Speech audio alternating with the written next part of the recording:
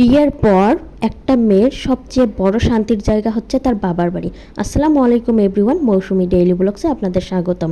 যে খাবারগুলো হচ্ছে দেখেছেন সেগুলো হচ্ছে গিয়েই জার্নি করে গিয়েই খাওয়া দাওয়া করে তারপরে হচ্ছে দেখি আমার মা এই কবুতরগুলো হচ্ছে জবাই করে নেবে। আর একদিকে তো আমার ছেলে তার নানুকে পেয়ে মহা খুশি, তার নানুর গাড়িতে বসে আছে যে হচ্ছে তাকে ঘোরাতে হবে।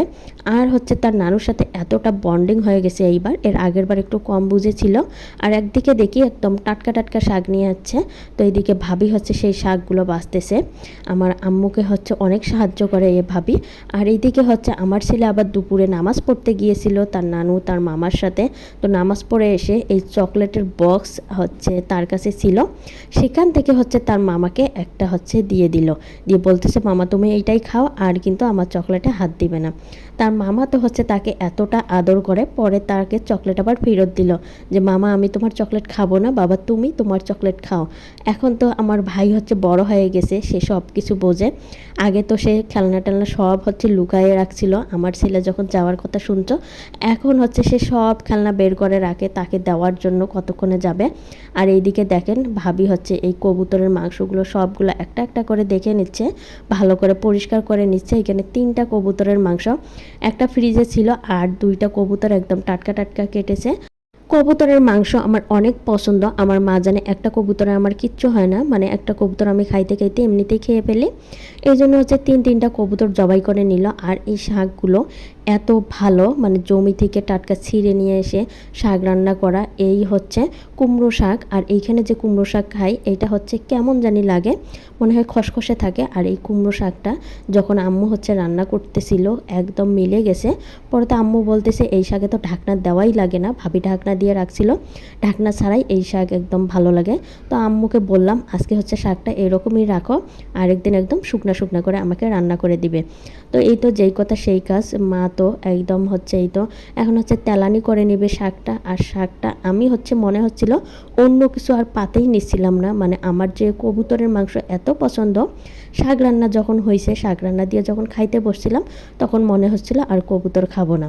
এদিকে শাক রান্না হয়ে গেছে, আবার গ্যাসের মধ্যে এদিকে এই তো কবুতরটা রান্না করবে। আর সব কিছু বাটা মশলার তরকারি তো অন্যরকম একটা ভাবি তো সব কিছু মশলা একদম বেটে রেখেছে, আর আমি বলেছি সব রান্না একদম বাটা মশলায় করবেন।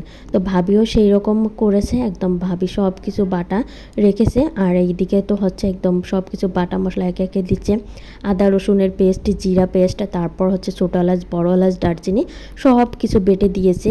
আর বাটা মশলায় কবুতরের মাংসটা এত মজা লাগছে। সব কিছু কষিয়ে নিয়ে এখন শুধু হচ্ছে হলুদের গুঁড়া আর মরিচের গুঁড়া দিবে, এই 2টা জিনিসই শুধু গুঁড়া ছিল, আর বাকি সব কিছু বাটা। এই বাটা মশলায় মানে এতটুকু বাটা কিন্তু আমি হচ্ছে বাটি না ঢাকায়, যেটা হচ্ছে বাড়িতে বেটে দিল। আর এদিকে হচ্ছে যেহেতু মশলা কষানো হয়ে গিয়েছে, আর একদিকে হচ্ছে কবুতরের মাংসগুলো দেওয়া হচ্ছে।